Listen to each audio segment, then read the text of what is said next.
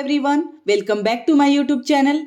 तो आज के क्वेश्चंस की सीरीज में हम आरपीएससी फर्स्ट ग्रेड बायोलॉजी के क्वेश्चन पेपर को सॉल्व करेंगे। इसे हम दो पार्ट्स में सॉल्व करेंगे ताकि वीडियो ज़्यादा लंबी ना हो जाए। तो चलिए आज के क्वेश्चन स्टार्ट करते हैं। क्वेश्चन नंबर फर्स्ट है उसमें पूछा है प्राकृतिक वर्णवाद का मत किसने प्रस्तुत किया। जो नेचुरल सिलेक्शन थ्योरी है वो किसने दी, तो किसने दी, ये दी थी डार्विन ने। तो यहाँ हमारा आंसर होगा option number third, Charles Darwin ने दी थी। और उनकी टाइमिंग क्या थी, 1809 से लेकर के 1882 तक। इसके अलावा डार्विन ने अगर पूछें कि मैंने क्या किया था, तो उन्होंने किया था ओरिजिन ऑफ स्पीसीज बुक जो है वो लिखी थी। और कब लिखी थी, 1859 के अंदर।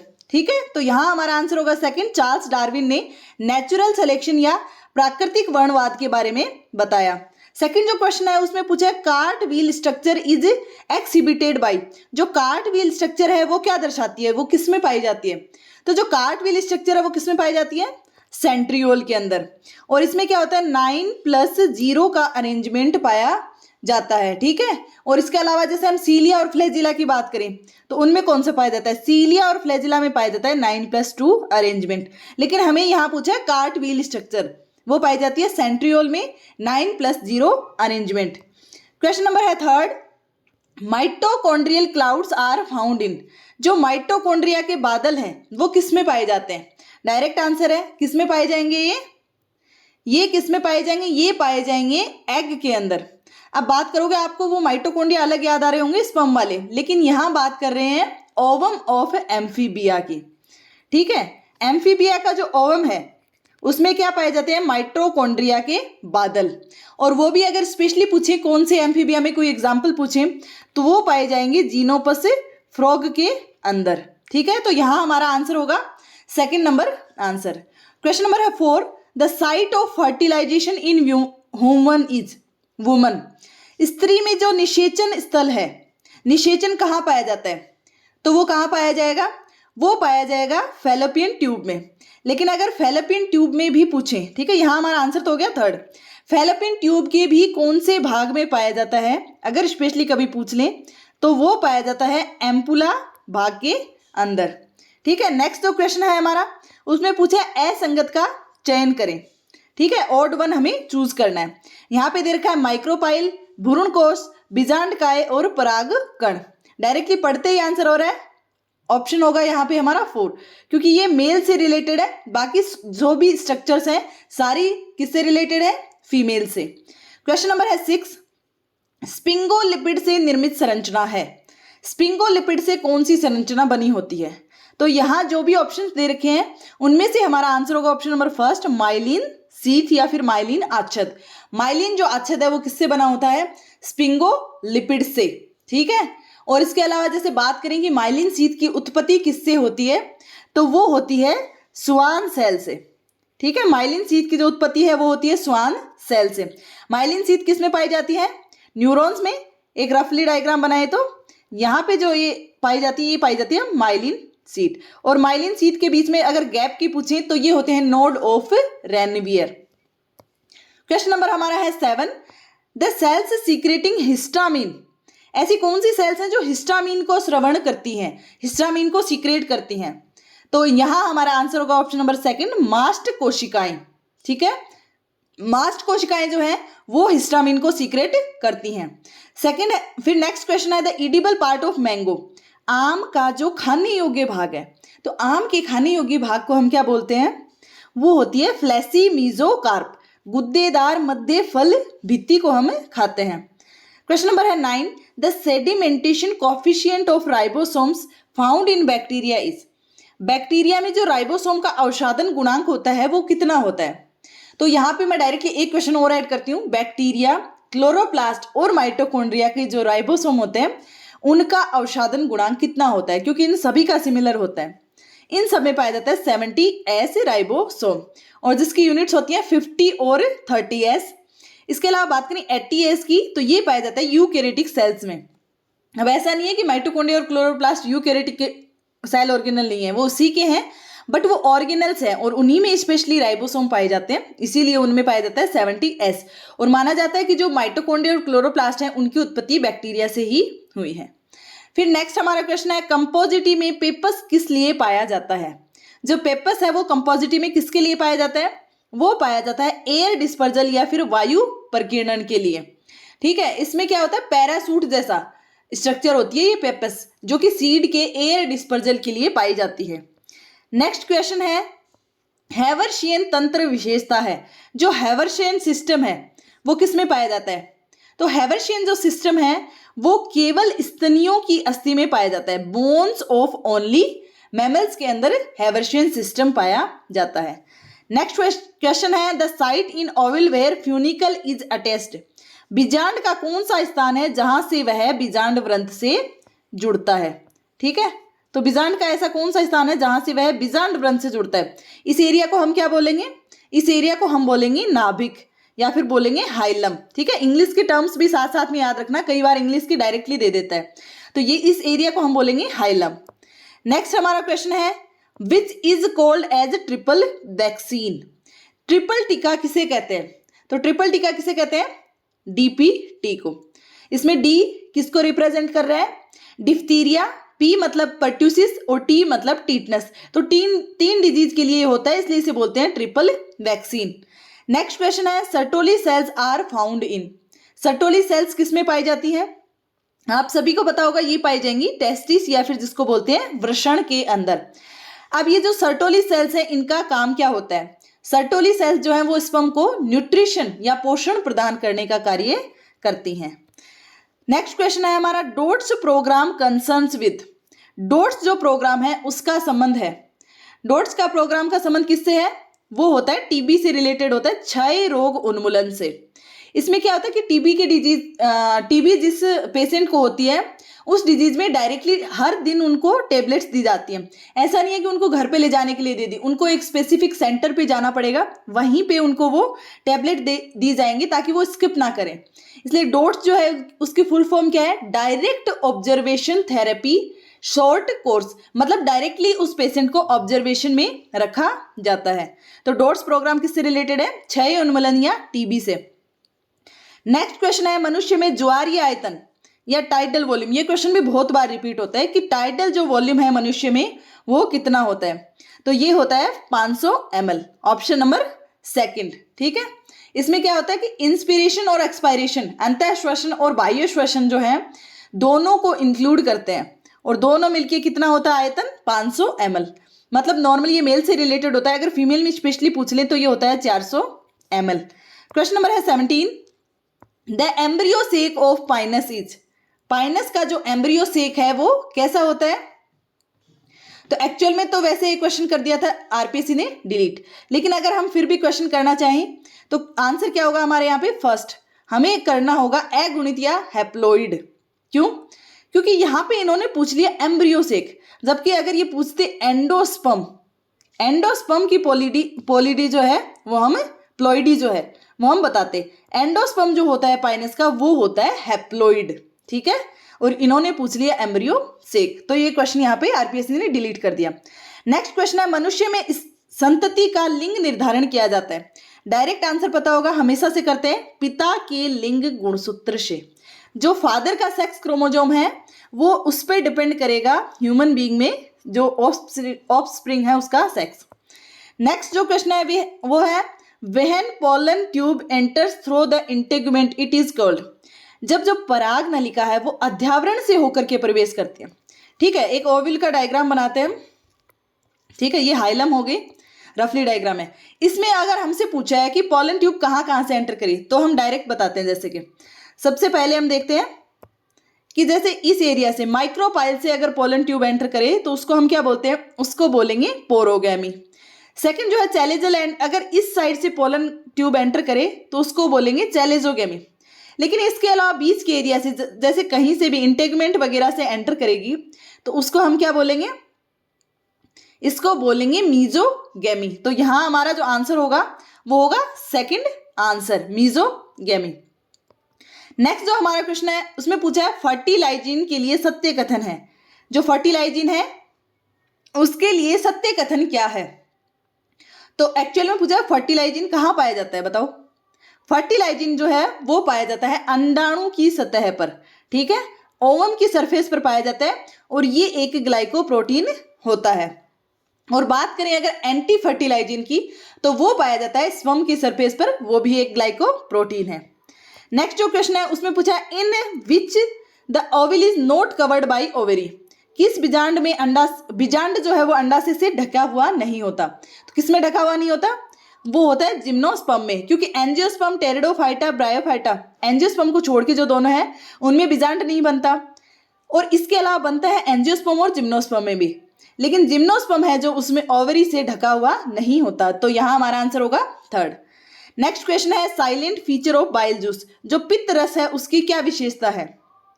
पित्त रस की क्या विशेषता होती है कि इसमें कभी भी कोई एंजाइम नहीं होता। यहाँ हमारा आंसर होगा first, it is without enzyme, कोई एंजाइम इसमें नहीं पाया जाता, ठीक है। नेक्स्ट जो क्वेश्चन है 23, उसमें पूछा है podocyte cells are found in, जो पोडोसाइट सेल्स हैं वो कहाँ पाई जाती हैं? तो जो पोडोसाइट सेल्स हैं वो पाई जाती हैं किडनी के अंदर, वृक्क या फिर किडनी के अंदर पाई जाती हैं पोडोसाइट सेल्स, और वो भी किसमें? बोमन कैप्सूल में, ठीक है। ये नेफ्रॉन की जैसे एक रफली स्ट्रक्चर बनाई, तो ये जो बोमन कैप्सूल है यहाँ पे पाई जाती है पोडोसाइट सेल्स। नेक्स्ट जो क्वेश्चन है उसमें पूछा है न्यूमोटैक्सिक सेंटर स्थित होता है, न्यूमोटैक्सिक सेंटर कहाँ पाया जाता है? न्यूमोटैक्सिक जो सेंटर है वो पाया जाता है पोन्स के अंदर, ठीक है। और जो रेस्पिरेटरी सेंटर अगर कोई पूछ ले तो वो पाया जाता है मेडुला ओब्लोंगेटा के अंदर। नेक्स्ट क्वेश्चन है रंभ में आते हैं, जो स्टील है उसमें कौन कौन इंक्लूड होता है? तो स्टील में कौन इंक्लूड होता है? एक तो वेस्कुलर बंडल इंक्लूड होते हैं, प्लस साथ में होती है पित्त, ठीक है। जाइलम फ्लोएम जैसे अगर ये रेडियली अरेंज रहे तो, और सेंटर में इनके पाया जाता है पित्त, ये सारे आते हैं स्टील के अंदर। नेक्स्ट हमारा क्वेश्चन है गाय तथा बकरी में पाए जाने वाली अपरा है, गाय और जो बकरी है, काऊ और गोट में कौन सी प्लेसेंटा पाई जाती है? तो यहाँ पाई जाएगी कॉटिलिडोनरी प्लेसेंटा या फिर बीज पत्रीय अपरा, ठीक है। प्लेसेंटा का चैप्टर हमें दे रखा है, टॉपिक जो है वो हमारे इंक्लूड है सिलेबस में, तो ये आपको क्या करना है, डायरेक्ट याद करना है। और अगर कैट और डॉग की पूछ ले तो उनमें कौन सी पाई जाती है? उनमें पाई जाती है जोनेरी प्लेसेंटा। नेक्स्ट क्वेश्चन है which is called as reptile like mammal, सरीसर्प नुमा स्तनी किसे कहते हैं? तो सरीसर्प नुमा स्तनी किसे कहते हैं? वो कहते हैं स्पाइनी एंट ईटर को, ठीक है, कंटी किए चिंटी खोर को कहते हैं। नेक्स्ट हमारा क्वेश्चन है the pith of the ground tissue is made up of, ground tissue का जो पिथ है, भर्ण उत्तक का जो मज्जा भाग है, वो किससे बना होता है? किससे बना होता है? ये सभी को आंसर पता होगा, वो हमेशा पैरेनकाइमेटस सेल से बना होता हो, मर्दूत की कोशिकाओं से। Question number 29 oxyntic cells secret, oxyntic जो सेल्स पाई जाती है हमें, वो क्या सीक्रेट करती है?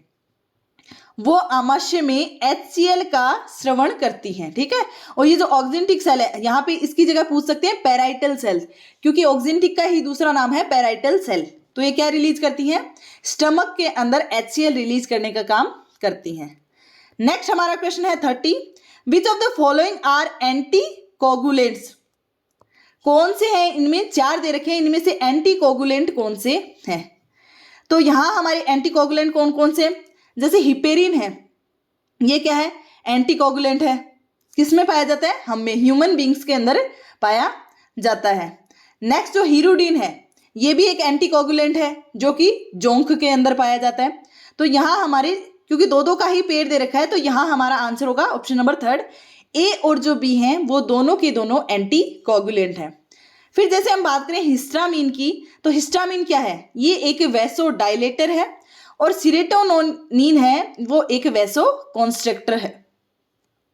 फिर नेक्स्ट क्वेश्चन है casparian strip is found in the cells of, casparian पट्टी किसमें पाई जाती है?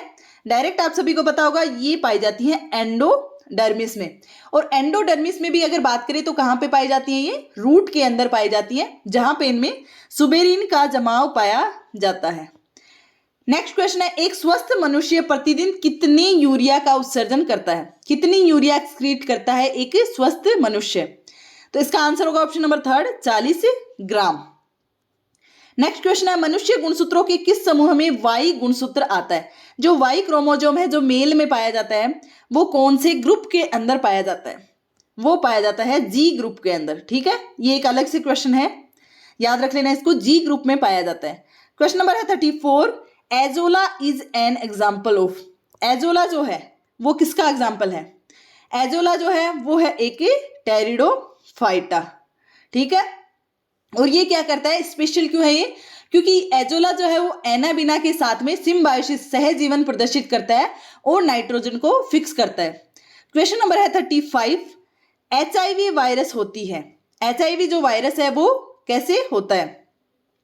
तो HIV जो वायरस है वो एक रेट्रोवायरस भी है, वो एक RNA वायरस भी है और एक HTLV थर्ड भी है। क्योंकि RNA हो गया तो ये DNA कैंसिल हो गया। यहां हमारा आंसर क्या होगा? A, B और D। आंसर नंबर होगा थर्ड। नेक्स्ट क्वेश्चन है, androgen hormone is secreted by. Androgen जो हार्मोन है उसका श्रवण किया जाता है, तो किसके द्वारा किया जाता है? वो किया जाता है लीडिंग सेल्स के द्वारा। ठीक है, और ये क्या है कि सेमिनिफेरस ट्यूब्यूल के अंदर प्रेजेंट होता है। लीडिंग सेल्स तो एंड्रोजन रिलीज करती है और सर्टोली जो सेल्स हैं वो स्पर्म को न्यूट्रिशन देती हैं। नेक्स्ट क्वेश्चन है, एक फूड चेन हमसे पूछी है कि कौन सी एक सही खाद्य श्रृंखला है। तो इसमें अगर हम आंसर देखें तो हमारे यहाँ आंसर होगा ऑप्शन नंबर 4। घास जो है, घास को खाता है टिड्डा, टिड्डे को खाता है मेंढक, मेंढक को सर्प और सर्प को खाता है बाज। बाकी हमारी यहाँ पे सारी की सारी क्या है? इनकरेक्ट है। क्वेश्चन नंबर है 38, vegetative reproduction in cycas is by. Cycas में जो वेजिटेटिव रिप्रोडक्शन होता है वो किसके द्वारा होता है? वो होता है बुलबिल के द्वारा। आंसर नंबर होगा यहाँ पे फर्स्ट। नेक्स्ट क्वेश्चन है, the cause of labour pain is. प्रसव पूर्व पीड़ा का कारण है। प्रसव में जो ये पीड़ा होती है, लेबर पेन जो होता है वो किसकी वजह से होता है?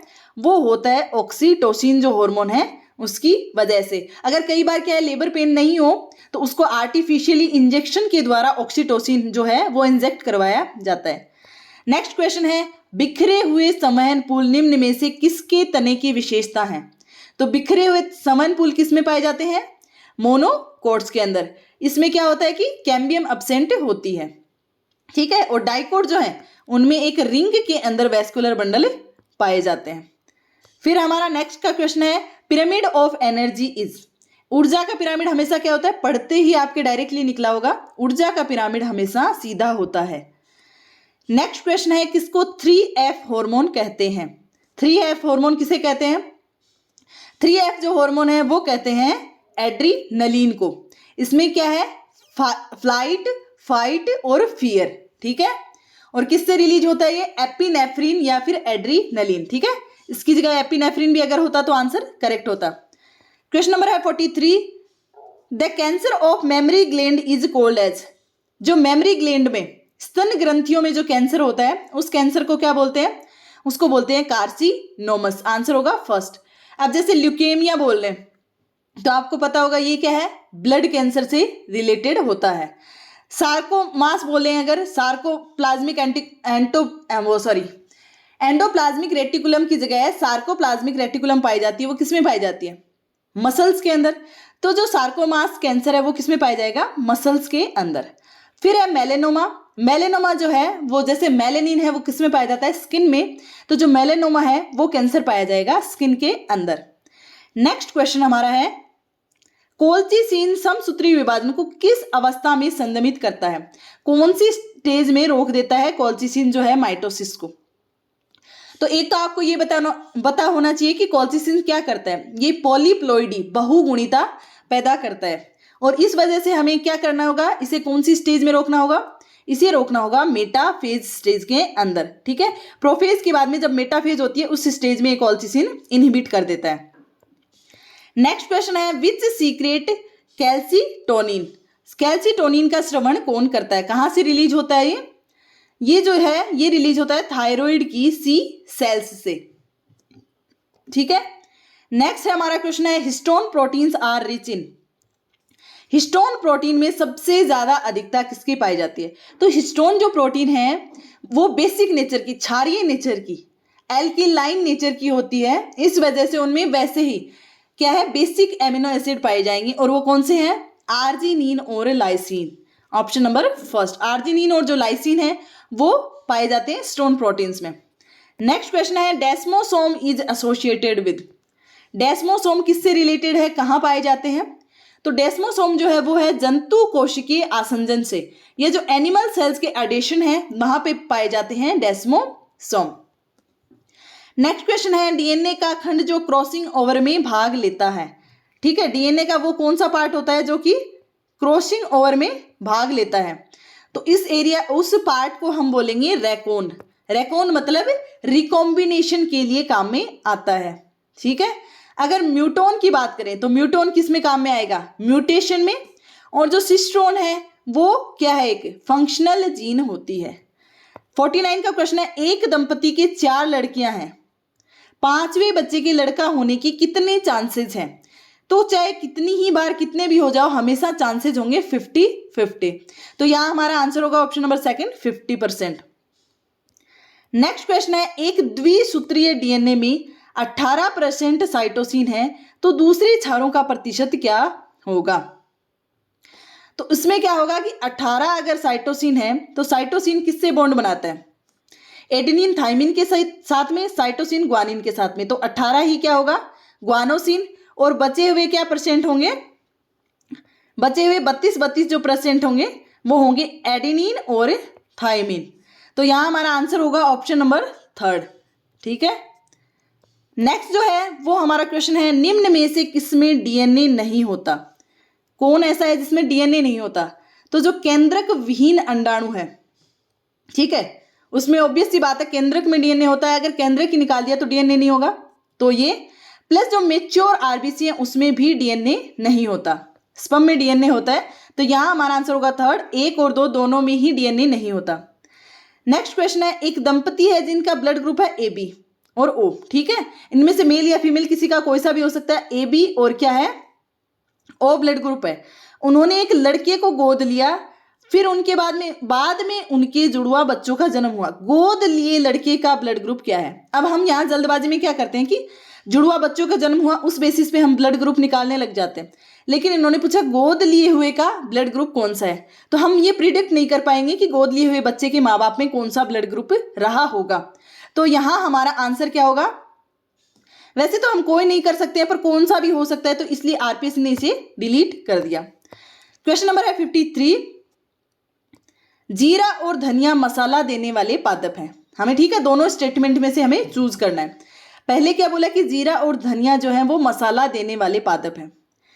सेकंड पूछा कि दोनों में ही फल का उपयोग होता है, तो यहां हमारे दोनों जो स्टेटमेंट है वो क्या है, करेक्ट, तो आंसर होगा यहाँ पे 4, दोनों कथन सत्य हैं। नेक्स्ट है 54 का जो क्वेश्चन है वो भी आरपीएससी ने डिलीट कर दिया। 55 क्वेश्चन है, रासायनिक खादों के उपयोग से होने वाला रोग है। ठीक है, जो केमिकल फर्टिलाइजर्स यूज करते हैं उनकी वजह से डिजीज होती है, तो वो कौन सी डिजीज होती है, इसकी वजह से डिजीज होती है मेथेनोग्लोबिनीमिया। ठीक है, जैसे मिनी माता की बात करें, ये पारा या Hg की कंसंट्रेशन बढ़ने से होती है। इटाई जो है वो होती है कैडमियम की वजह से, और जो सिकल सेल एनीमिया है वो क्या होती है कि वैलिन की जगह पे ग्लूटामिक एसिड आ जाता है, उसकी वजह से होती है। लेकिन अगर केमिकल फर्टिलाइजर की बात करें तो उसकी वजह से होती है मिथेनोग्लोबिनीमिया। नेक्स्ट क्वेश्चन है, पौधों में हरित रोग का कारण है, जो प्लांट्स में क्लोरोसिस होता है उसका कारण क्या है, तो ये हमारा जो क्वेश्चन है ये भी हमारा यहाँ पे आरपीएससी ने डिलीट कर दिया, क्योंकि यहाँ पे एक से ज्यादा ऑप्शंस करेक्ट हैं। जैसे मैग्नीशियम की कमी से भी होता है और मैग्नीज की कमी से भी होता है, तो ये आरपीएससी ने डिलीट कर दिया। नेक्स्ट क्वेश्चन है, the primary receptor of CO2 in C3 plant is. C3 plant में सबसे पहले CO2 को ग्रहण कौन करता है, तो कौन करता है, ये क्वेश्चन भी इंपॉर्टेंट है, बहुत बार रिपीट होता है क्वेश्चन। यहाँ पे आंसर होगा RUBP, और एंजाइम कौन सा होता है, रुबिस्को एंजाइम। यहीं पे अगर हमें C फॉर प्लांट्स की पूछते तो वहां पे होता PEP। ठीक है, और उसका एंजाइम होता पेप्को एंजाइम। नेक्स्ट क्वेश्चन है, ऑक्जेलिक अम्ल का RQ होता है। अब ये RQ जो है वो भी आप याद कर लेना, क्योंकि डायरेक्टली इनसे क्वेश्चन आते हैं, डायरेक्ट पूछते हैं कि इनका RQ कितना है। तो हमें पूछा है ऑक्जेलिक एसिड का, तो यहाँ पे इसका आंसर होगा ऑप्शन नंबर 3, क्योंकि जो ऑक्जेलिक एसिड है उसका होता है ग्रेटर देन 1। अब ग्रेटर देन 1 का हमारे पास सिर्फ एक ही ऑप्शन है, वो है 4। नेक्स्ट जो प्रश्न है उसमें पूछा है कि ABA जो एब्सिसिक अम्ल है उसके लिए सत्य कथन है। तो जो एब्सिसिक अम्ल है उसके बारे में आपको क्या पता होगा? एक तो ये गैसियस हार्मोन है, ठीक है। सेकंड ये क्या है कि स्ट्रेस हार्मोन है, स्ट्रेस की कंडीशन में रिलीज होता है। तो जैसे बी स्टेटमेंट है कि ये गैसीय हार्मोन है, हाँ। और एक है कि प्राकृतिक वृद्धि निरोधक हार्मोन है, ठीक है। एडवर्स इफेक्ट डालता है, प्रतिकूल प्रभाव डालता है, ठीक। तो फिर यहां पे हमारा आंसर क्या होगा? यहां पे आंसर हमारा होगा ऑप्शन नंबर, सॉरी यहां पे एक मिस्टेक कर दी मैंने। एब्सिसिक अम्ल जो है वो एक गैसियस हार्मोन नहीं होता, ये इनकरेक्ट स्टेटमेंट है हमारा। इथाइलिन जो है, जो कि किसमें पाए जाते हैं? केलों के अंदर पाया जाता है। जो इथाइलिन है वो एक गैसियस हार्मोन है। जल्दबाजी में ये क्या होती है, हम गलती कर देते हैं कि एब्सिसिक एसिड एक गैसियस हार्मोन है, जबकि इथाइलिन जो है वो है एक गैसियस हार्मोन। हाँ, ये एक स्ट्रेस हार्मोन है, ये करेक्ट है। प्राकृतिक वृद्धि निरोधक हार्मोन है। तो यहाँ पे सिर्फ केवल ए जो है वो हमारा करेक्ट स्टेटमेंट होगा, ठीक है। तो आज की हमारी क्लास यहीं कंप्लीट होती है। आई होप आपको वीडियो पसंद आया होगा। अगर वीडियो पसंद आया है तो वीडियो को लाइक, चैनल को सब्सक्राइब और अपने सभी बायोलॉजी फ्रेंड्स से शेयर जरूर करें। हम इसका नेक्स्ट पार्ट भी जल्दी ही अपलोड कर देंगे।